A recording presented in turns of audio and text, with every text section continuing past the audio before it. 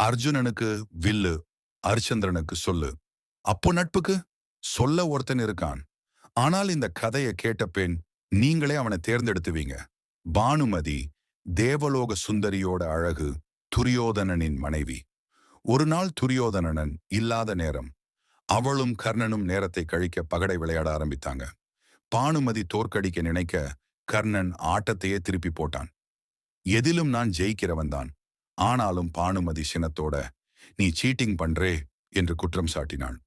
அவர்களோட ஆட்டம் மட்டுமல்ல, சிரிப்பும் சண்டையும் சிறு சூட்சுமங்களும் நடந்தது. அந்த நேரத்துல தான் துரியோதனன் அறையில் நுழைந்தான். பானுமதி மரியாதையால் எழுந்தவுடன் கர்ணன் அவளை இழுத்தான்.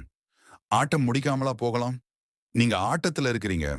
நான் இந்த முத்துக்கள் எல்லாம் எடுத்து கொடுக்கட்டுமா? இல்ல பார்த்த மாதிரியே இருக்கட்டுமா? அந்த வினாடி நட்புக்கும் காதலுக்கும் இடையிலான எல்லைகள் மங்கின. நண்பனிடம் வைத்த நம்பிக்கையும் மனைவியிடம் வைத்த மரியாதையும் ஒரே கேள்வியில் போட்டு தாக்கிவிட்டான் துரியோதனன். அப்போ அர்ஜுனனுக்கு வில்லு, அரிச்சந்திரனுக்கு சொல்லு. நட்புக்காக கர்ணனும் ஒரு அசாதாரண மனிதர்தான்.